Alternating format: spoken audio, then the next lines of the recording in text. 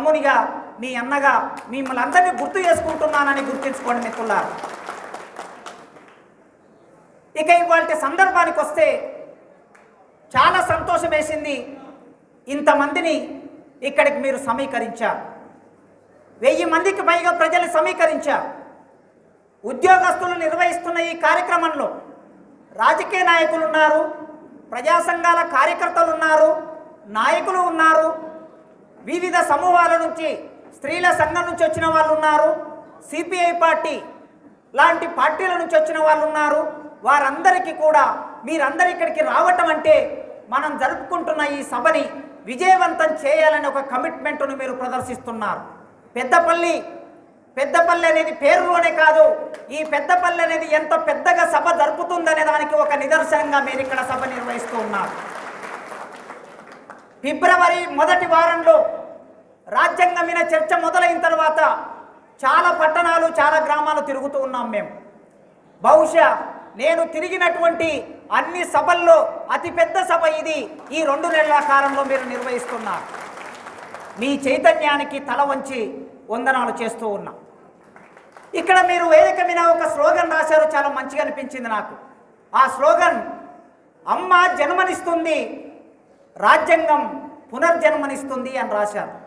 ఎంత మంచి మాట రాశారు.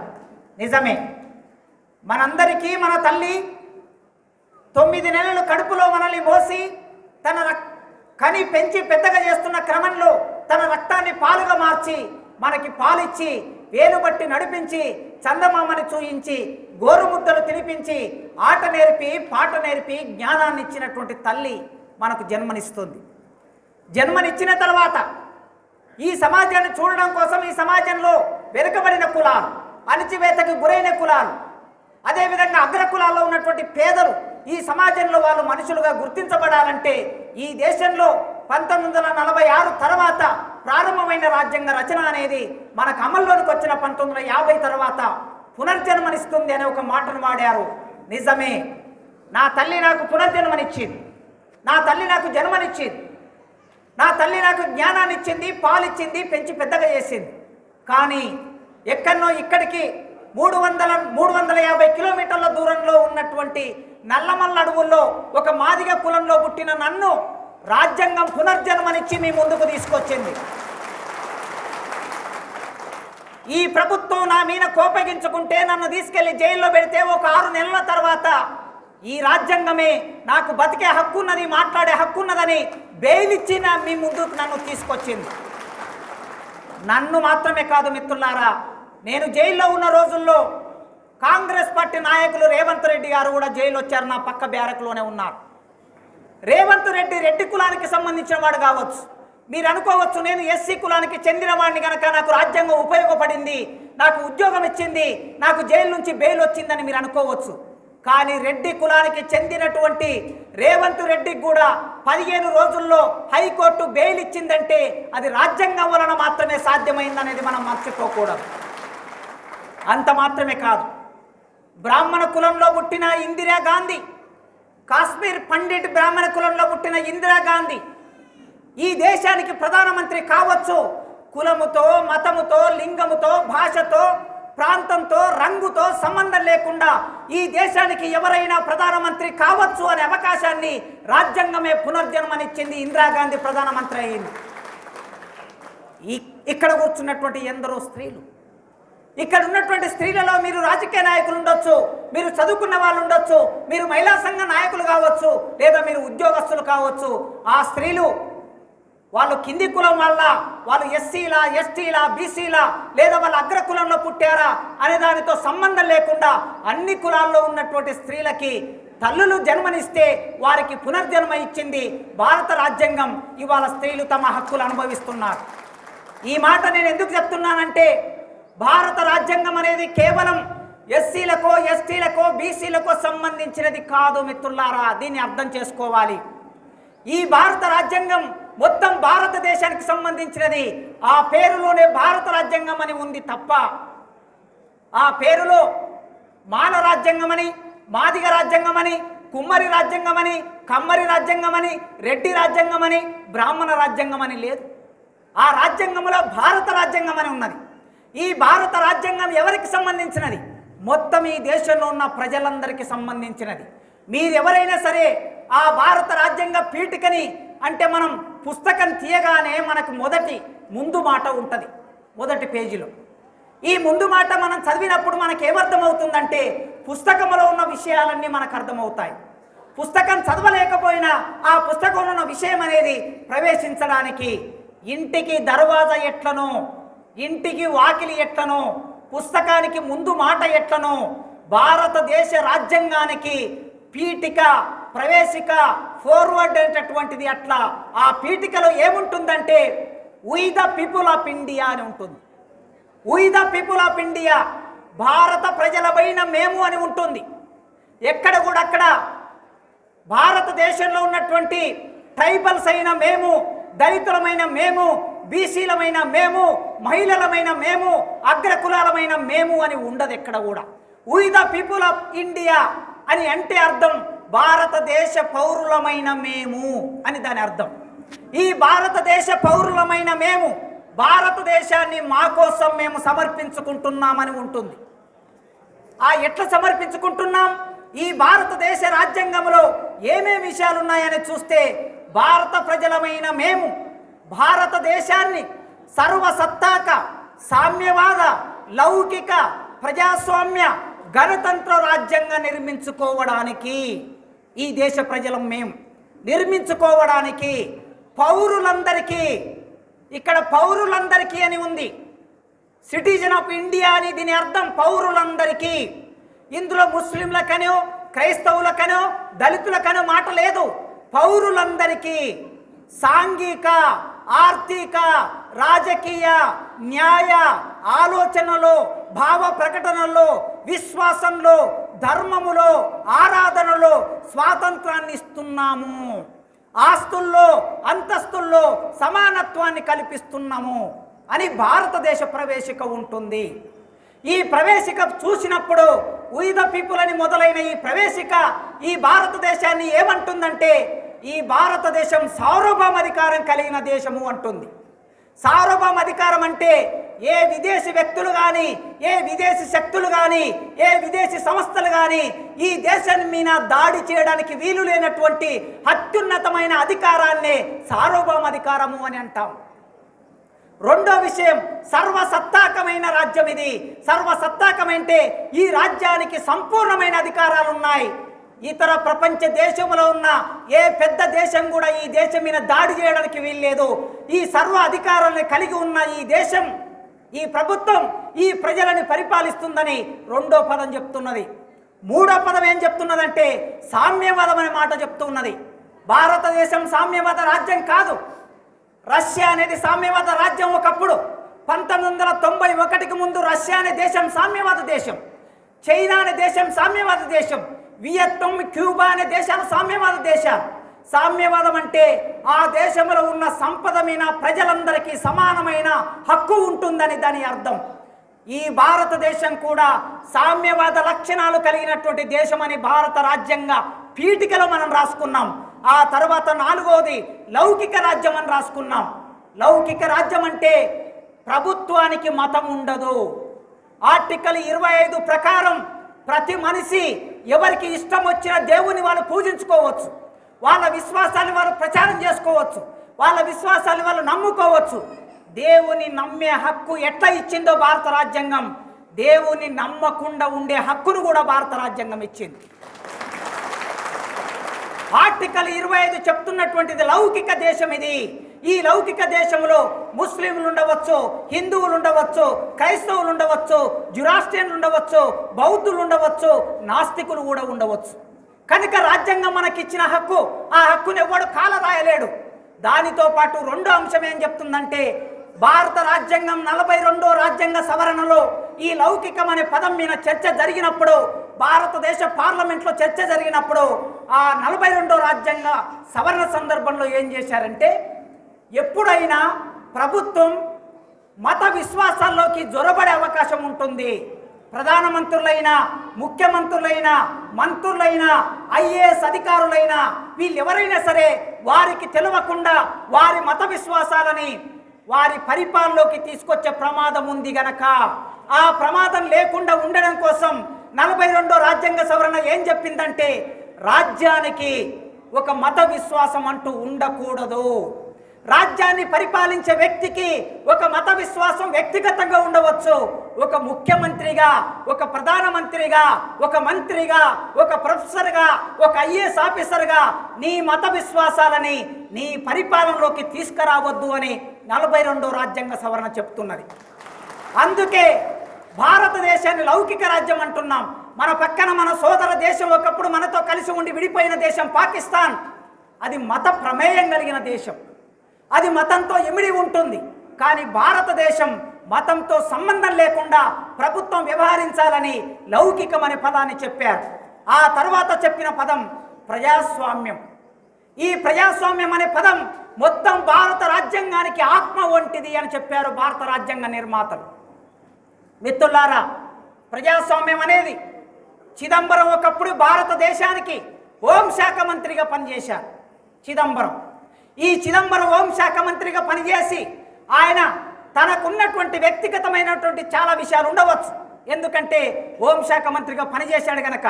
పనిచేస్తే ఆయన హోంశాఖ మంత్రిగా ఉన్న రోజుల్లో ఇప్పుడు హోంశాఖ మంత్రిగా ఉన్నటువంటి వ్యక్తిని తీసుకెళ్ళి జైల్లో పెట్టాడు. ఇప్పుడు హోంశాఖ మంత్రిగా ఉన్న వ్యక్తి ఎవరో మీకు తెలుసు. దేశంలో ఆయనని తీసుకెళ్ళి జైల్లో పెట్టాడు. జైల్లో పెడితే ప్రజాస్వామ్యం ఆయనకి ఏమక్కిచ్చింది అంటే ప్రజాస్వామ్యంలో ఎవరైనా స్వేచ్ఛగా మాట్లాడే హక్కు, స్వేచ్ఛగా తిరిగే హక్కు ఉంది కనుక కోర్టు ఆయనకు బెయిల్ ఇస్తే ఆయన బయటికి వచ్చాడు. మళ్ళీ ఈయన దేశానికి హోంశాఖ మంత్రి అయ్యాడు. ఈయన హోంశాఖ మంత్రి అయిన తర్వాత అదే చిదంబరం తీసుకెళ్ళి మళ్ళీ జైల్లో పెట్టాడు. మీ అందరికీ తెలుసు.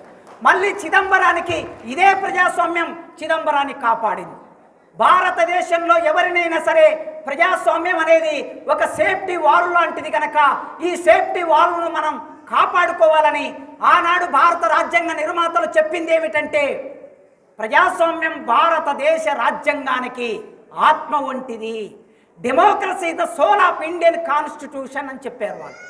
ఈ ఆత్మను కోల్పోకుండా భారత రాజ్యాంగ పీఠికలో మనం రాసుకున్నాం, ఇక్కడ ప్రస్తావన చేసుకున్నాం. ఆ తర్వాత ఇది గణతంత్ర రాజ్యం అన్నాం. జనవరి 26వ తారీఖున మనం అందరం రిపబ్లిక్ డే జరుపుతాం. ఈ రిపబ్లిక్ డే అర్థం ఏమిటంటే గణము అంటే రాజ్యము, గణము అంటే సమూహము, ప్రజారాజ్యము అని దాని తెలుగులో అర్థం చెప్తాం. మనం ప్రజలకి ఈ రాజ్యాన్ని మనం అప్పచెప్పాం. ప్రజలు ఓటు వేస్తే ఎన్నుకున్నటువంటి ప్రతినిధులు ఈ దేశాన్ని పరిపాలిస్తారు కనుక ప్రజలతో సంబంధం లేకుండా ఏ చట్టాలు చేయకూడదనేది గణతంత్ర రాజ్యం చెప్తున్నది. ఇన్ని విషయాలను చెప్పిన రాజ్యాంగం తర్వాతి క్రమంలో ఏ విషయాలను ప్రస్తావించింది పీఠికలో? పౌరులందరికీ అన్నది. సిటిజన్స్ అందరికీ ఏం ఉండాలి? సాంఘిక సమానత్వం, ఆర్థిక సమానత్వం, రాజకీయ సమానత్వం, భావ ప్రకటనలో సమానత్వం, ఆత్మవిశ్వాసంలో సమానత్వం, ఆరాధనలో సమానత్వం, ఏ దేవుడినైనా సరే ఆరాధించుకునే హక్కు ప్రతి మనిషికి ఉన్నది. అదేవిధంగా ఆస్తుల్లో అంతస్తుల్లో సమానత్వం. ఏ వ్యక్తి అయినా సరే ఈ దేశంలో ఎంత ఆస్తి సంపాదించుకోవాలన్నా భారత రాజ్యాంగం ఒక అవకాశాన్ని కల్పించింది. ఎవరైనా సరే డబ్బును సంపాదించుకునే ఒక హక్కును ఈ సమాజంలో రాజ్యాంగం ఇచ్చింది. ఇక్కడ ఎక్కడ కూడా ఈ రాజ్యాంగంలో దళితుల ప్రస్తావన కానీ లేదా ఎస్టీల ప్రస్తావన కానీ బీసీల ప్రస్తావన కానీ మహిళల ప్రస్తావన కానీ అగ్రకులాల ప్రస్తావన కానీ ఎక్కడ లేకుండా we the people of India అని ప్రారంభమై అట్లా ముగుస్తుంది.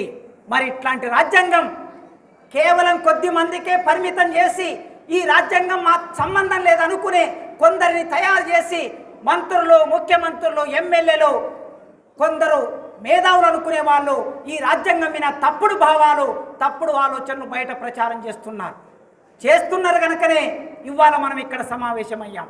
ఈ ఆలోచనలు మనం తిప్పికొట్టాలి. ఈ ఆలోచనలు సరైనవి కావు అని చెప్పాలి.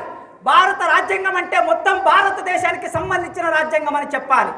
ఈ రాజ్యాంగాన్ని రాయడం కోసం డాక్టర్ బిఆర్ అంబేద్కర్ తన జీవిత సర్వస్వాన్నంతా త్యాగం చేశాడు. అంబేద్కర్ ఎన్నడూ కూడా తన వ్యక్తిగతం కోసం భారత రాజ్యాంగాన్ని నిర్మాణం చేయలేదు. అంబేద్కరే స్వయంగా చాలా సందర్భాల్లో చాలా విషయాలు చెప్పి ఉన్నాడు. ఈ భారత రాజ్యాంగం రాస్తున్న సందర్భంలో ఆయనకున్న భిన్నాభిప్రాయాలను వ్యక్తం చేసి ఉన్నాడు. ఆ భిన్నాభిప్రాయాలు మీరు అందరూ ఎక్కడైనా చదువుకోవచ్చు, మీరు గూగుల్ సెర్చ్ చేసి చదువుకోవచ్చు. ఆ భిన్నాభిప్రాయాలు ఉన్నప్పటికీ ఈ దేశాన్ని ఒక స్వతంత్రమైన దేశంగా రూపొందిస్తున్న క్రమంలో ఈ దేశానికి కావలసిన ఒక రాజ్యాంగాన్ని, అందరికీ ఆమోదయోగ్యమైన రాజ్యాంగాన్ని నిర్మాణం చేశాడు. ఈరోజు మీలో కొందరికైనా గుర్తు ఉండి ఉండాలి, ఈరోజు మార్చి 20వ తారీఖు. మార్చి 20వ తారీఖు అంటే డాక్టర్ బిఆర్ అంబేద్కర్ మహదు చెరువు పోరాటాన్ని నడిపిన రోజు. మహదు చెరువు పోరాటం అంటే నీళ్ల కోసం పోరాటం నడిపిన రోజు. మహారాష్ట్రలో మహద్ అనే ఒక గ్రామంలో ఒక ప్రభుత్వం నిర్మాణం చేసిన చెరువు ఉన్నది. ఆ చెరువులోకి ఆ ఊరిలో ఉన్న దళితులు నీళ్లు తాగడానికి వీల్లేదు. అప్పుడు అంబేద్కర్ బాంబేలో ఒక కౌన్సిల్ సభ్యుడిగా ఉన్నాడు. సభ్యుడిగా ఉన్నప్పుడు అక్కడ చర్చ జరిగింది. ఆ చర్చ జరిగిన తర్వాత భారతదేశంలోనే కాదు, ప్రపంచంలో ఎక్కడైనా ఎవరైనా స్వేచ్ఛగా ప్రకృతిలో ఉండే, ప్రకృతి నుంచి లభించే వనరులని, ప్రకృతి సంపదని సమానంగా అనుభవించే హక్కు ప్రతి మనిషికి ఉన్నదని అంబేద్కర్ ఆ చట్టసభల్లో వాదించాడు. ఆ చట్టసభల్లో వాదించి ఆ మహద్ అనే గ్రామానికి వెళ్ళి వాళ్ళందరినీ సమావేశపరిచి ఆ సమావేశం ద్వారా అంబేద్కర్ ఏం పిలిపించాడంటే, ఈ చెరువు మనం నిర్మాణం చేసినటువంటి చెరువు. ఈ దేశంలో చెరువు నిర్మాణం కావాలన్నా, బావి నిర్మాణం కావాలన్నా, కాలువ నిర్మాణం కావాలన్నా ఎవరు చేయాలి? ఈ శ్రమ పని ఎవరు చేయాలి? గడ్డ పారబట్టి ఎవరు తోవాలి? పారబట్టి ఎవరు మట్టెత్తాలి? లేదా తట్టలో మట్టి తీసుకొని నెత్తి మీద పెట్టి ఎవరెత్తాలి? ఆలోచించండి. ఇక్కడ చాలామంది నా మిత్రులు వేరే కులాలకు సంబంధించిన మిత్రులు కూడా ఉన్నారు. వాళ్ళు నాకు చాలా గౌరవనీయమైనటువంటి మనుషులు, నేను చాలా గొప్పగా గౌరవించే మనుషులు. కానీ ఒక వాస్తవం ఏమిటి సమాజంలో అంటే, ఒక బ్రాహ్మణ స్త్రీ ఎన్నడైనా నెత్తిన తట్ట పెట్టుకొని మట్టి ఎత్తిన సందర్భాన్ని చూపించగలరా? ఆలోచించండి. కనీసం ఉత్పత్తి కులంలో భాగమైన ఒక రెడ్డి స్త్రీ అయినా మట్టిని మోసిన సందర్భాలు మనకు కనిపిస్తాయి. కానీ ఒక బ్రాహ్మణ స్త్రీ, ఒక వైశ్య స్త్రీ లేదా ఒక బనీయ స్త్రీ తన నెత్తి మీద మట్టి తట్ట మోసిన సందర్భం ఉన్నదా? లేదా గడ్డ పారబట్టి తోవిన సందర్భం వల్ల పురుషులు ఉన్నారా? పారబట్టి ఎత్తిన సందర్భం ఉన్నదా? లేదా మీ పెద్దపల్లిలో ఎక్కడైనా డ్రైనేజీ నిండిపోయినప్పుడు ఆ డ్రైనేజ్ నుంచి మురికి బయటకు వస్తూ ఉంటే ఒక మనిషి వచ్చి ఆ డ్రైనేజ్ మూత తీసి అందులోకి ప్రవేశించి మనిషి ఆ డ్రైనేజీలోకి, మీరు కూర్చున్న వాష్రూమ్లోకి మీరు వెళ్ళిన తర్వాత, 1, 2కు మీరు వెళ్ళిన తర్వాత అది ప్రవహిస్తూ ఉంటే ఆ మట్టి చేతులతో దాన్ని బయటికి తీస్తూ ఉంటారు. ఈ మనిషి ఈ దేశంలో ఎవడై ఉంటాడు? ఈ మనిషి ఈ దేశంలో ఖచ్చితంగా దళితుడై ఉంటాడు. కనీసం బీసీ అయి ఉండే అవకాశం కూడా లేదు. ఇది వాస్తవం. ఈ చరిత్రలో ఈ దేశంలో ఒక వాస్తవం. పంచభూతాలు ఈ దేశంలో మనుషులందరికీ సమానమా? కానే కాదు. ఆనాడైనా ఈనాడైనా పంచభూతాలు మనుషులందరికీ సమానం కాదు.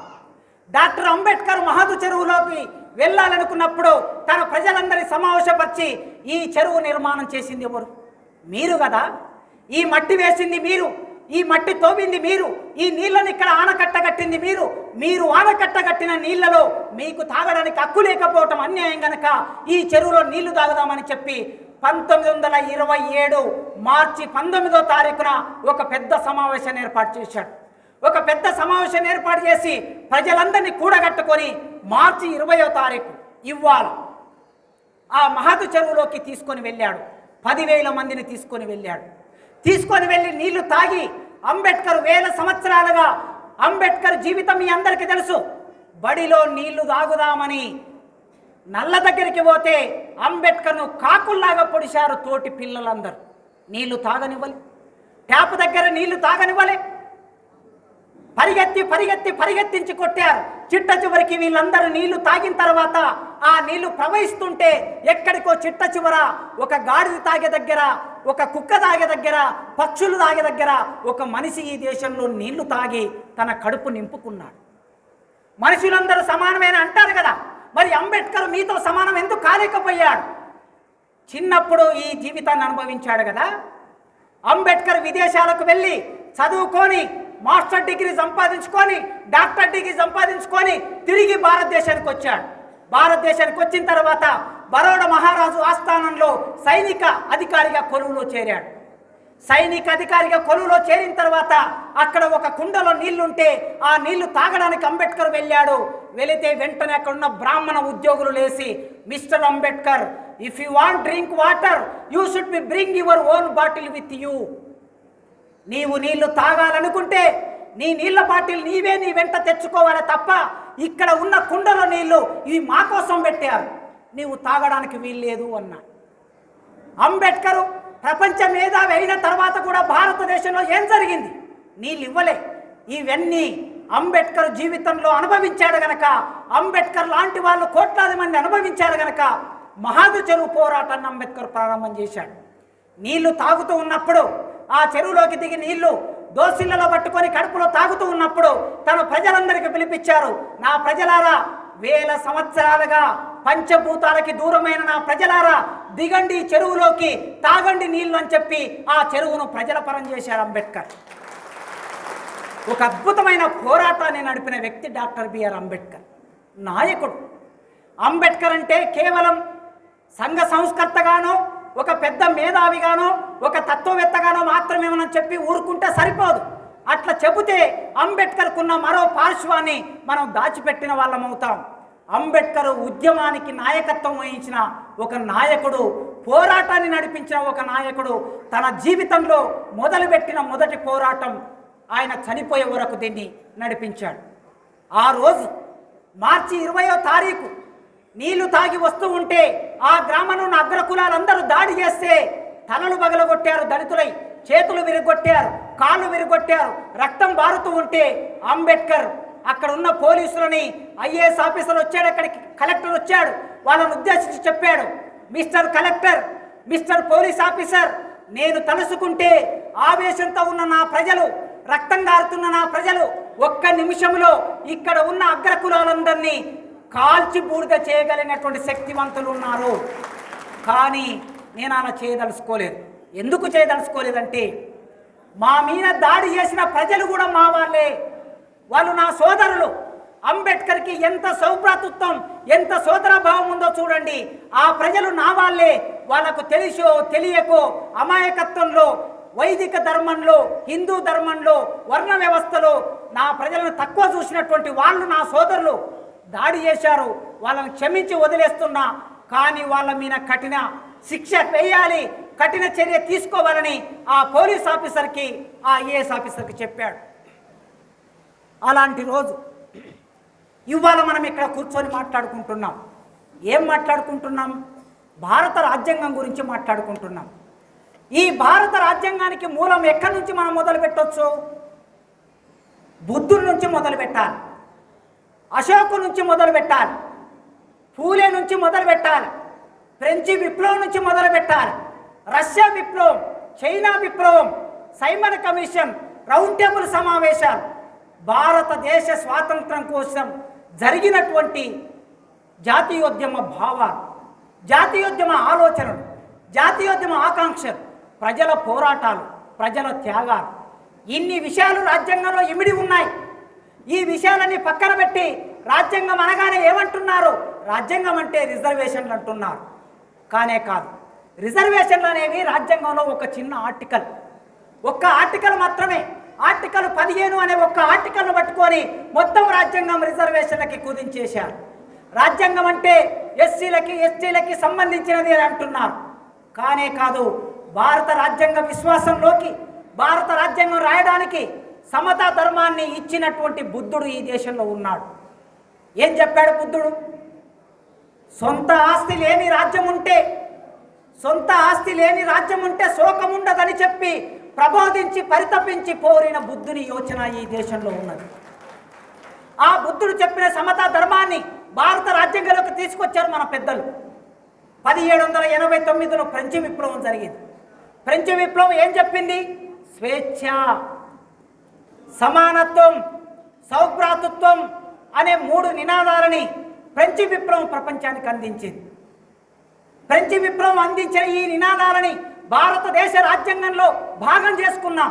స్వేచ్ఛ అంటే ఎవరికి? ప్రజలందరికీ స్వేచ్ఛ. సమానత్వం, ప్రజలందరికీ సమానత్వం. సౌభ్రాతృత్వం, ప్రజలందరి మధ్యన సోదరాభావం.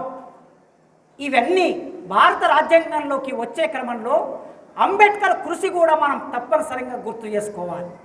మురళి గారు నా ముందు మాట్లాడిన వక్త అంబేద్కర్తో పాటు మిగతా 6 మంది, అంబేద్కర్ కలుపుకుంటే 7 మంది, ఇది డ్రాఫ్టింగ్ కమిటీ.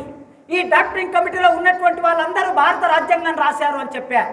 నిజమే, భారత రాజ్యాంగాన్ని రాయడానికి అందరి కృషి ఉన్నది, కానీ అంబేద్కర్ కృషి ఎక్కువగా ఉన్నది. కొందరు ఈ డ్రాఫ్టింగ్ కమిటీలో ఉన్నటువంటి వాళ్ళలో ఒక ఆయన రాజ్యాంగ డ్రాఫ్టింగ్ కమిటీ సభ్యుడు కాగానే ఆయన మంచం మీద పడ్డాడు, లేవడానికి వీలు లేదు. ఇంకొక ఆయన ఢిల్లీలో మాత్రమే పరిపాలన చేసుకుంటూ ఉన్నాడు, రాజ్యాంగ పరిషత్తులోకి రాలే. ఇంకొక ఆయన విదేశాల్లోకి వెళ్ళిపోయాడు, రాజ్యాంగం రాసే అవకాశం లేదు. కేవలం అంబేద్కర్తో పాటు ఒక 2 మాత్రమే ఎక్కువ భాగం అంబేద్కర్ భారత రాజ్యాంగాన్ని రాశాడు. ఈ రాస్తున్న క్రమంలో మొట్టమొదలు మీ అందరికీ తెలుసు, సైమన్ కమిషన్ భారతదేశానికి వచ్చినప్పుడు 1928లో సైమన్ కమిషన్ వచ్చింది. ఈ సైమన్ కమిషన్ దగ్గరికి అంబేద్కర్ వెళ్ళాలనుకున్నాడు, కానీ భారతదేశంలో ఉన్న వాళ్ళందరూ సైమన్ కమిషన్ గో బ్యాక్ అని నినాదం ఇచ్చారు. మీరు టీచర్లు ఉన్నారు, ఉద్యోగులు ఉన్నారు, చదువుకున్న వాళ్ళు ఉన్నారు, మీ అందరికీ తెలుసు సైమన్ గో బ్యాక్ అని కాంగ్రెస్ వాళ్ళు అన్నారు, సైమన్ గో బ్యాక్ అని హిందూ మహాసభ వాళ్ళు అన్నారు, సైమన్ గో బ్యాక్ అని కమ్యూనిస్టులు అన్నారు, విప్లవకారులు అన్నారు. ఆ రోజుల్లో అందరూ సైమన్ గో బ్యాక్ అన్నారు. కానీ అంబేద్కర్ ఒక్కడే వెల్కమ్ టు సైమన్ అన్నాడు. నేను సైమన్కు వెల్కమ్ చెప్తున్నా అన్నాడు. ఎందుకన్నాడో మనకు తెలవాలి కదా. చరిత్రలో వెల్కమ్ టు సైమన్ ఎందుకన్నాడు అంబేద్కర్? భారతదేశంలో 1919లో వచ్చినటువంటి చట్టాన్ని సమీక్షించడం కోసం బ్రిటిష్ వాళ్ళు సైమన్ అధ్యక్షతన ఓ కమిషన్ వేస్తే ఆ కమిషన్ ఇండియాకు వచ్చింది పరిశీలించడం కోసం. ప్రతి 10 సంవత్సరాలకు ఒకసారి భారతదేశ ప్రజల సమస్యల్ని తెలుసుకోవడం కోసం ఓ కమిటీ వేస్తే ఆ కమిటీ తరపున సైమన్ వచ్చాడు.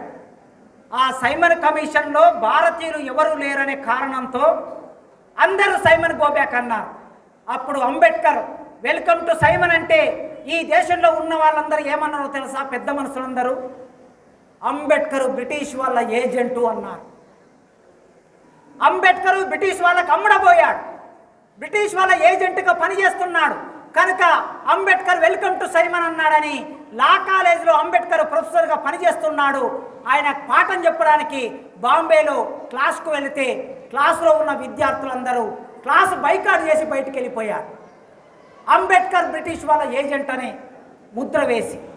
ఆ రోజుల్లో అంబేద్కర్ చెప్పిన మాట ఏమిటంటే, ఇవాళ మనం మాట్లాడుతున్న విషయాలు ఏవైతే ఉన్నాయో భారతదేశ రాజ్యాంగ ప్రియంబుల్లో నేను మీకు చెప్పిన విషయాలన్నీ ఏవైతే ఉన్నాయో ఆ విషయాలన్నిటినీ అంబేద్కర్ సైమన్ కమిషన్ ముందు మాట్లాడాడు. సమానత్వపు హక్కు మాకు ఇస్తారా మీరు? కమిషన్ ముందు నిలబడి అడిగాడు. హక్కులను స్వేచ్ఛగా అనుభవించే హక్కు ఇస్తారా మీరు? వర్ణ వివక్ష లేని హక్కునిస్తారా? శాసనసభలో ప్రాతినిధ్యం ఉండే హక్కునిస్తారా? ప్రభుత్వ ఉద్యోగాలు అందరికీ సమానత్వంగా ఉద్యోగాలు చేసే హక్కునిస్తారా? నిర్లక్ష్యం నుండి రక్షణ పొందే హక్కులు కల్పించాలి, మాకు అస్పృశ్యత నుంచి అంటరానితనం నుంచి మాకు విముక్తిని కల్పించాలని సైమన్ కమిషన్ ముందు అడిగాడు. ఈ దేశంలో మహాత్ములు వచ్చారు పోయారు, ఎందరో మహాత్ములు వచ్చారు, ఎందరో మహాత్ములు పోయారు. కానీ మా జీవితాల్లో ఎలాంటి మార్పు రాలే. మా అస్పృశ్యుల జీవితాల్లో మార్పు తీసుకురావడానికి కనీసం బ్రిటిష్ ప్రభుత్వమైనా ఏమైనా కృషి చేస్తుందనే ఒక కోరికతో ఒక ఆశతో మీ ముందుకొచ్చాను, మీరు ఈ హక్కులన్నీ కల్పిస్తారా అని అంబేద్కర్ సైమన్ కమిషన్ ముందు అడిగాడు. సైమన్ అంబేద్కర్తో చాలా చర్చ చేశాడు. చర్చ చేసిన తర్వాత అంబేద్కర్ పెట్టిన ప్రతిపాదనలన్నీ చర్చించడం కోసం ఇంగ్లాండ్లో ఒక రౌండ్ టేబుల్ సమావేశాన్ని ఏర్పాటు చేశారు. ఇంగ్లాండ్లో రౌండ్ టేబుల్ సమావేశాన్ని ఏర్పాటు చేస్తే అక్కడ అంబేద్కర్ రౌండ్ టేబుల్ సమావేశానికి వెళ్ళి మళ్ళీ ఇవే విషయాలు అక్కడ తిరిగి మాట్లాడడం మొదలుపెట్టాడు. అప్పుడు గాంధీ గారు 2వ రౌండ్ టేబుల్ సమావేశానికి వచ్చి అంబేద్కర్ భారతదేశంలో ఎస్సీలకి, ఎస్టీలకి, బీసీలకి, మత మైనార్టీలకి, స్త్రీలకి కొన్ని హక్కులు కావాలని అడిగాడు. ఆ హక్కులు కావాలని అంబేద్కర్ అడిగితే గాంధీ గారు ఏమన్నారంటే, బ్రిటిష్ ప్రభుత్వం రామ్సే మెక్డొనాల్డ్ అనేటటువంటి ఒక వ్యక్తి ఆ సమావేశాలకి రౌండ్ టేబుల్ సమావేశాలకి అధ్యక్షత వహిస్తున్నాడు. ఆ అధ్యక్షత వహిస్తున్నప్పుడు ఆయనను ఉద్దేశించి గాంధీ గారు, మిస్టర్ రామ్సే మెక్డొనాల్డ్, మీరు దళితుల్ని క్రైస్తవ మతంలో కలిపినా నాకు అభ్యంతరం లేదు, మీరు ఇస్లాం మతంలో కలిపినా నాకు అభ్యంతరం లేదు, కానీ వాళ్ళకి రిజర్వేషన్లు ఇస్తానంటే నేను ఒప్పుకోను అని మహాత్మా గాంధీ రౌండ్ టేబుల్ సమావేశంలో అడిగాడు. ఎవరికి వ్యతిరేకంగా మహాత్మా గాంధీ మాట్లాడుతున్నారో మీరు ఆలోచించండి. మొదటి రౌండ్ టేబుల్ సమావేశానికి వెళ్ళని మహాత్మా గాంధీ రెండో రౌండ్ టేబుల్ సమావేశానికి వెళ్ళి ఎవరికి వ్యతిరేకంగా మాట్లాడాడంటే అంబేద్కర్ ప్రతిపాదించిన ప్రతిపాదనకు వ్యతిరేకంగా, రిజర్వేషన్ అనే కాన్సెప్ట్కు వ్యతిరేకంగా గాంధీ మాట్లాడితే అప్పుడు అంబేద్కర్ ఏమన్నాడు, మిస్టర్ గాంధీ, మీరు ఇక్కడ ఈ దేశంలో భారతదేశానికి స్వాతంత్రం గురించి మాట్లాడితే, స్వరాజ్యం గురించి మాట్లాడితే నా ప్రజలందరం, ఈ దేశంలో ఉన్న 6 కోట్ల మంది నా ప్రజలందరం నీతో పాటు ఉండేవాళ్ళం, కానీ నీవు ఇక్కడ వచ్చి నా ప్రజల హక్కులని తడిబట్టతో గొంతు కోయడం కోసం ఇక్కడికి వచ్చావా మిస్టర్ గాంధీ అని అంబేద్కర్ ఆ సభల్లో గాంధీ గారిని నిలదీశాడు. ఆ పోరాటం అక్కడితో మొదలైన పోరాటం మీ అందరికీ తెలుసు. రెండో ప్రపంచ యుద్ధం జరిగిన తర్వాత బ్రిటిష్ వాళ్ళు గెలిచారు, కానీ యుద్ధంలో గెలిచాక ఆర్థికంగా నష్టపోయారు, సైనికంగా నష్టపోయారు, సామాజిక సంక్షోభం ఏర్పడింది. మరోవైపు అక్కడ రష్యా సోషలిస్టు విప్లవంతో సక్సెస్ అయినటువంటి రష్యా ఒక ప్రధాన దేశంగా అభివృద్ధి చెందుతున్నప్పుడు అప్పుడు ఇంగ్లాండ్ వాళ్ళు ఏం నిర్ణయం చేశారంటే భారతదేశానికి స్వాతంత్రం ఇవ్వాలని నిర్ణయం చేశారు. ఆ స్వాతంత్రం ఇవ్వాలంటే వాళ్ళకు ఒక రాజ్యాంగాన్ని రాసివ్వాలి, ఒక రాజ్యాంగాన్ని రాసుకునే ప్రాతిపాదికను తయారు చేయాలని బ్రిటిష్ వాళ్ళు ఆలోచించి ఆనాడు భారత రాజ్యాంగ పరిషత్తును 1946లో రాజ్యాంగ పరిషత్తును ఏర్పాటు చేశారు. ఈ రాజ్యాంగ పరిషత్తును ఏర్పాటు చేస్తే దాంట్లో దాదాపుగా 300 మంది సభ్యులు, 7 మంది డ్రాఫ్టింగ్ కమిటీ సభ్యులు కలిసి రాజ్యాంగాన్ని రాసిచ్చారు. రాసిచ్చిన తర్వాత డాక్టర్ అంబేద్కర్ ఏం మాట్లాడాడో మనం ఒక్కసారి గుర్తు చేసుకుంటే మీరందరూ విని ఉంటారు.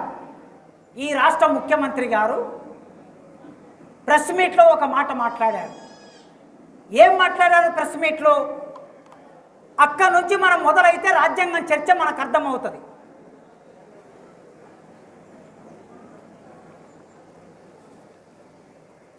అవునయ్యా, అంబేద్కరే భారతదేశ రాజ్యాంగాన్ని కాల్చేయమన్నాడు కదా, మరి రాజ్యాంగాన్ని మారుస్తే ఏంటంటే తప్పు అని మాట్లాడారు. ముఖ్యమంత్రి గారు మాట్లాడినటువంటి మాట వాస్తవమే. అంబేద్కర్ భారతదేశ రాజ్యాంగాన్ని కాల్చేయమన్నాడు. అయితే ఎందుకన్నాడు, ఎప్పుడన్నాడు, ఏ సందర్భంలో అన్నాడు? పైన వాక్యం కింద వాక్యాన్ని విడగొట్టేసి తమకిష్టం వచ్చినట్లు, తమకు అవసరమైనట్లు ఆ వాక్యాన్ని ఉపయోగించుకుంటే అది ఎట్లా అసందర్భం అవుతుందో చదువుకున్నటువంటి మనందరికీ అర్థం కావాలి, ఉద్యోగులైన మీ అందరికీ అర్థం కావాలి. 1953 సెప్టెంబర్ 2వ తారీఖున, అంటే భారత రాజ్యాంగం అమల్లోనికి వచ్చిన 3 సంవత్సరాల తర్వాత డాక్టర్ బిఆర్ అంబేద్కర్ రాజ్యసభలో మాట్లాడుతూ ఉన్నాడు, ఒక ప్రసంగం ఇస్తూ ఉన్నాడు.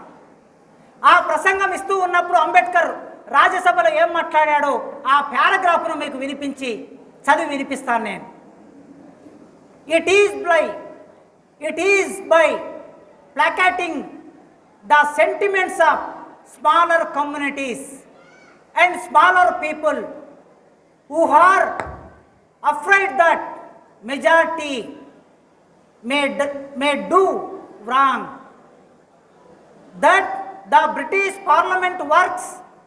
Sir, my friends tell me that I have made the Constitution, but I am quite prepared to say that I shall be the first person to burn it out అన్నాడు ఆయన. ఈ burn, I am the first person, నేను మొట్టమొదటి వ్యక్తిని రాజ్యాంగాన్ని కాల్చివేయటానికి అని అన్నాడు. ఈ మొత్తం పారాగ్రాఫ్ను యాస్టీస్గా తెలుగులోకి అనువదిస్తే, మెజార్టీగా ఉన్న బ్రిటిష్ పార్లమెంటులో అల్పసంఖ్యాక సమూహాలని తక్కువ చూస్తున్నారు. ఇది అందరికీ తెలిసిన విషయమే. అంటే బ్రిటిష్ పార్లమెంటును ఉదాహరణ తీసుకొని చెప్పాడు అంబేద్కర్. అక్కడ మెజార్టీగా ఉన్న వాళ్ళు మైనార్టీ ప్రజల హక్కులని కాలరాస్తూ ఉంటారు. ఇది మనందరికీ తెలిసిందే. అయితే నా మిత్రులు నేనే రాజ్యాంగాన్ని తయారు చేసిన విషయాన్ని నాకు ఎప్పుడూ గుర్తు చేస్తూ ఉన్నారు. కానీ ఏ ఆకాంక్షల కోసం ఈ రాజ్యాంగం రూపొందించబడిందో వాటిని నెరవేర్చలేనప్పుడు ఈ రాజ్యాంగాన్ని దగ్ధం చేసే పనిలో నేనే ముందుంటాను. కానీ నేను ఇది కోరుకోవటం లేదు, ఇది ఎవరికి మంచిది కాదు. ఇది ఆ పారాగ్రాఫ్ యొక్క తెలుగులో అనువాదం. మిత్రులారా, ఈ పారాగ్రాఫ్ అనువాదాన్ని మనం విన్న తర్వాత అంబేద్కర్ రాజ్యాంగాన్ని కాల్చేయమన్నాడా వద్దన్నాడా? చాలా స్పష్టంగా కానీ నేను ఇది కోరుకోవటం లేదు అన్నాడు. ఇది ఎవరికి మంచిది కాదు అన్నాడు. పైగా రాజ్యాంగం ఏ లక్ష్యాల కోసమైతే మనం రాసుకున్నామో ఆ లక్ష్యాలు నెరవేరనప్పుడు అన్నాడు. మరి ఎవరు నెరవేర్చాలి ఆ లక్ష్యాలని? పాలకులు నెరవేర్చాలి. ప్రధానమంత్రి, మంత్రిమండలి, ముఖ్యమంత్రి, మంత్రిమండలి, ఎమ్మెల్యేలు, ఎంపీలు వీళ్ళు నెరవేర్చాలి, అధికారులు నెరవేర్చాలి. వీరు ఆ లక్ష్యాలను నెరవేర్చినప్పుడు అంబేద్కర్ మాట్లాడిన ఆ మాటని పై వాక్యాలను తీసేసి కింది వాక్యాలను తీసేసి మధ్యలో ఉన్న ఒక వాక్యాన్ని ముందుకు తీసుకొచ్చి మనందరం నిజమే అనుకునేటట్లు అంబేద్కరే చెప్పాడు కదా అని చెప్పి ఇటీవలి కాలంలో చాలామంది మేధావులు దీని గురించి రాస్తూ ఉన్నారు. 1949 నవంబర్ 26వ తారీఖున అంబేద్కర్ రాజ్యాంగ పరిషత్తులో మీరందరూ ఒక ఫోటోను గమనిస్తే అంబేద్కర్ రాజ్యాంగాన్ని ఇట్లా చేతిలో పట్టుకొని బాబు రాజేంద్ర ప్రసాద్కి, నెహ్రూకి, సర్దార్ వల్లభాయ్ పటేల్కి రాజ్యాంగాన్ని వాళ్ళ చేతుల్లో పెడుతున్న ఫోటో మీరందరూ చూసి ఉంటారు చాలామంది. అప్పుడు అంబేద్కర్ రాజ్యాంగ పరిషత్తు సభలో ఏం మాట్లాడాడంటే, భారతదేశ రాజ్యాంగాన్ని మనం ఇంత గొప్పగా నిర్మాణం చేసుకున్న రాజ్యాంగాన్ని మనకు మనం సమర్పించుకుంటున్నాం. అయితే ఇక్కడ ప్రతి మనిషికి ఒకే ఓటు అని రాజకీయ సమానత్వాన్ని మనం ఇవ్వబోతున్నాం. కానీ సమాజంలో సామాజిక అసమానత్వం ఇంకా కొనసాగుతూనే ఉంటుంది. ఆ సామాజిక అసమానత్వం కొనసాగిన రోజుల్లో ఈ దేశంలో ఉన్న ప్రజలు, నిర్లక్ష్యానికి గురైన ప్రజలు తిరగబడతారు, ఈ రాజ్యాంగాన్ని వాళ్ళే దగ్ధం చేస్తారు అని అంబేద్కర్ మరో సందర్భంలో చెప్పి ఉన్నారు. మిత్రులారా, అంబేద్కర్ చెప్పిన మాట ప్రతి మనిషికి ఒకే ఓటు, ప్రతి పౌరుడికి ఒకే ఓటు. భారత రాజ్యాంగం ఈ దేశ ప్రజలందరికీ చెప్పడానికి ఒక్క ఉదాహరణ చెప్పి నేను ముగిస్తా. ఏమిటి అంటే, రాజ్యాంగ పరిషత్తులో ఓటు హక్కు మీద చర్చ జరిగింది. ఓటు హక్కు మీద చర్చ జరిగినప్పుడు చాలామంది 300 మంది సభ్యులు చాలా రకాల అభిప్రాయాలు వ్యక్తం చేశారు. ఓటు హక్కు ఎవరికి ఇవ్వాలి? డిగ్రీ చదువుకున్న వాళ్ళకి ఓటు హక్కు ఇవ్వాలని ఒక ఆయన చెప్పాడు. ఇంకొక ఆయన ఏమన్నాడు? ఆస్తి పన్ను కట్టే వాళ్ళకి ఓటు హక్కు ఇవ్వాలన్నాడు. ఇంకొక ఆయన రాజులకి ఓటు హక్కు ఇవ్వాలన్నాడు. ఇంకొక ఆయన సంస్థానాధీశులకి ఓటు హక్కు ఇవ్వాలన్నాడు.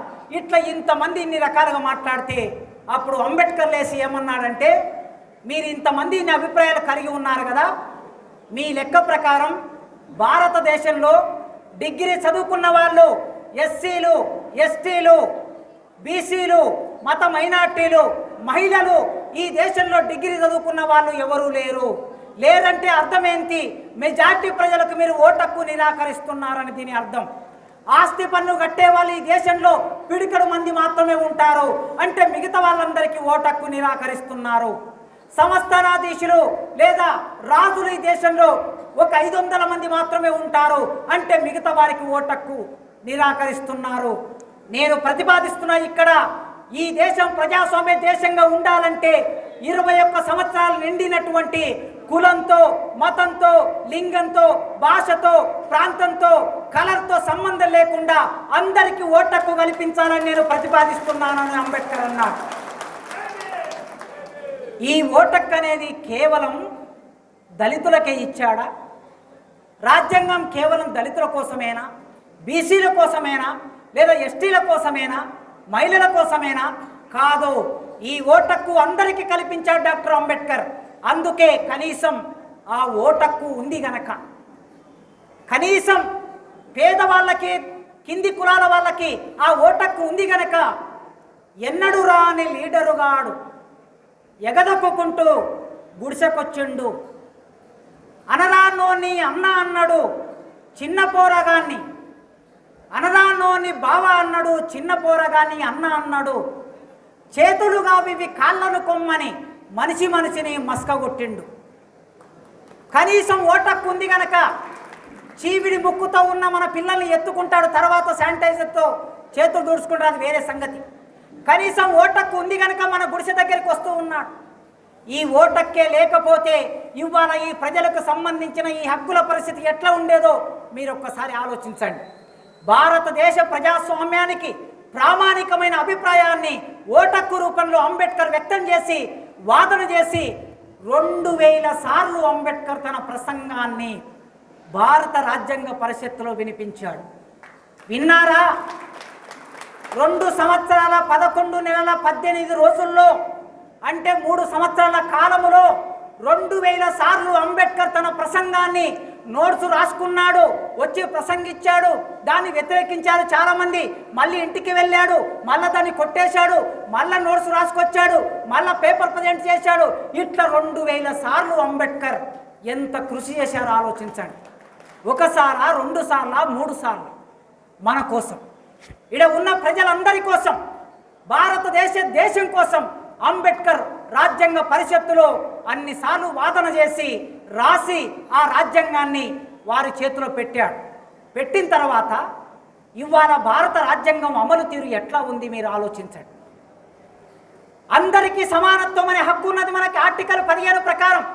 ఆర్టికల్ 15 నుంచి మొదలు పెడితే ఆర్టికల్ 25 వరకు అందరికీ సమానత్వం, రాజకీయ సమానత్వం, ఉద్యోగాల సమానత్వం, సమాజంలో సమానత్వం, సంపదలో సమానత్వం. ఎప్పుడు మొదలుపెట్టాడు ఆయన? 1930లో జరిగిన మొదటి రౌండ్ టేబుల్ సమావేశం నుంచి మొదలుపెట్టాడు ఈ సమానత్వం అనే మాట. ఈ సమానత్వం అనే మాట ఎక్కడున్నది? బౌద్ధ మతంలో ఉన్నది. పూలే చెప్పిన దగ్గర ఉన్నది, కబీర్ చెప్పిన దగ్గర ఉన్నది, ఫ్రెంచి విప్లవం దగ్గర ఉన్నది, అమెరికా విప్లవం దగ్గర ఉన్నది, ఇంగ్లాండ్ విప్లవం దగ్గర ఉన్నది, రష్యా విప్లవంలో ఉన్నది, చైనా విప్లవంలో ఉన్నది, భారతదేశంలో జరిగిన పోరాటాల్లో ఉన్నది. ఈ సమానత్వం అనే భావననే భారత రాజ్యాంగానికి ఆలంబనగా నడిపించాడు డాక్టర్ బిఆర్ అంబేద్కర్. మరి రాజ్యాంగం అమల్లోకి వచ్చే 73 సంవత్సరాలు అయింది. ఈ 73 సంవత్సరాల కాలంలో సమానత్వం వర్ధిల్లిందా? సమానత్వం ముందుకొచ్చిందా? సమానత్వాన్ని అమలు చేశారా? సమానత్వాన్ని అనుభవిస్తున్నామా? ఇవాళ 1000 మంది జైల్లో, బెయిలు రాకుండా సంవత్సరాలు 1000 మంది జైల్లో ఉన్నారు, మగ్గిపోతూ ఉన్నారు. ఈ భారతదేశానికి 73 సంవత్సరాల ఈ భారతదేశానికి రాజ్యాంగం అమలులోకి వచ్చిన దేశంలో ఒక్క దళితుడైనా దేశ ప్రధానమంత్రి అయ్యాడా? ఒక్క ఎస్టీ అయినా దేశ ప్రధానమంత్రి అయ్యాడా? ఒక్క బీసీ అయినా దేశ ప్రధానమంత్రి అయ్యాడా? ఒక మహిళ, ఒక్క సందర్భంలో మహిళ తప్ప ఇంకెవరైనా మహిళలు దేశ ప్రధానమంత్రులు అయ్యారా? ఈ రాష్ట్రానికి ముఖ్యమంత్రులు ఎంతమంది రెడ్లయ్యారు, ఎంతమంది వెలమలయ్యారు, ఎంతమంది కమ్మలయ్యారు? మరి మిగతా కులాలు ఏమయ్యారు? ఆలోచించండి. ఉద్యోగాల్లో సమానత్వం ఉన్నదా? సెంట్రల్ క్యాబినెట్లో, పార్లమెంటు క్యాబినెట్లో సెంట్రల్ మినిస్టర్ల దగ్గర పనిచేసే 19 మంది ప్రిన్సిపల్ సెక్రటరీలు ఉన్నారు. మీ అందరి చేతిలో సెల్ ఫోన్ ఉన్నది. 2019లో పార్లమెంట్లో ఒక చర్చ వస్తే ఒక తృణమూల్ కాంగ్రెస్ సభ్యుడు లేచి ఒక ప్రశ్న అడిగాడు. ఏమడిగాడంటే, ఈ పార్లమెంటు క్యాబినెట్ మినిస్టర్ల దగ్గర ప్రిన్సిపల్ సెక్రటరీలుగా ఎస్సీలు ఎంతమంది ఉన్నారు, ఎస్టీలు ఎంతమంది ఉన్నారు, బీసీలు ఎంతమంది ఉన్నారు, నాకు సమాధానం కావాలని ఒక తృణమూల్ కాంగ్రెస్ సభ్యుడు ప్రశ్న అడిగితే పార్లమెంటరీ వ్యవహారాల శాఖ మంత్రి సమాధానం చెప్పాడు. నెక్స్ట్ రోజు ఏం సమాధానం చెప్పాడు? 19 మంది ఉంటే 19 మందిలో బీసీలు 0. ఈ దేశంలో బీసీల జనాభా 53%. మరి 0 ఎందుకున్నారు? బీసీ ఐఏఎస్ ఆఫీసర్లు లేరా? ఉన్నారు. మరి 0 ఎందుకున్నారు? ఎస్టీలు ఉన్నారా? 0. ఎస్సీలు ఉన్నారా? 0. 85% ప్రజల ప్రాతినిధ్యం. పార్లమెంటులో చట్టాలు చేసేది ఎవరు? ప్రిన్సిపల్ సెక్రటరీలే పార్లమెంట్లో చట్టాలు రూపొందిస్తారు. మంత్రికి ఏం తెలియదు, ఎంపీకి ఏం తెలియదు.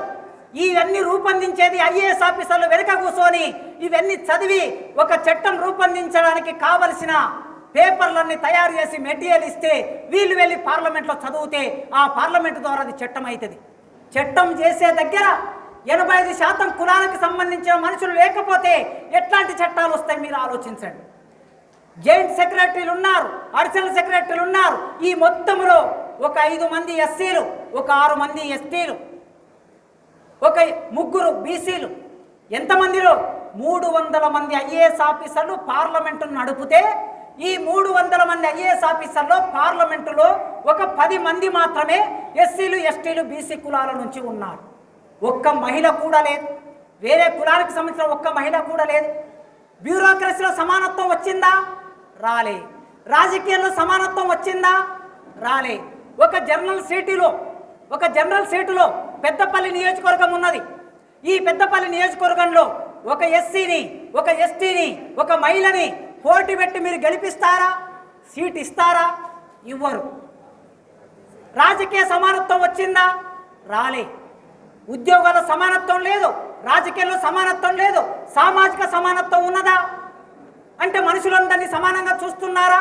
ఇప్పటికీ మనం రోజు పేపర్లలో, రోజు యూట్యూబ్లలో, రోజు టీవీలలో ఎక్కడో ఒక చోట ఒక దళిత స్త్రీ మీద అత్యాచారం, ఒక దళితుడి మీద దాడి, బట్టలిడిచి ఊరేగించటం 2019లో, 2016లో, 2017లో 200 సంవత్సరం కిందటి సంగతి చెబుతాను నేను. ఈ మధ్య కాలంలో జరిగినటువంటి సంఘటనలు మీ మంతనిలో మధుకర్ సంగతి ఏమిటో ఇక్కడున్న మీ అందరికీ తెలుసు. ప్రేమిస్తే చంపేస్తారా? ప్రేమిస్తే చంపేస్తారా? ఒకవేళ ప్రేమిస్తే చంపేస్తే మా అమ్మాయిలని, ఈ దేశంలో ఉన్నటువంటి శూద్ర కుల స్త్రీలని ఎంతమందిని ఎన్ని రకాలుగా వేధించారు. ఆ వేధించిన సందర్భంలో చంపేస్తే ఈ దేశంలో మీరు ఒక్కడు కూడా మిగిలే వాళ్ళు కాదు.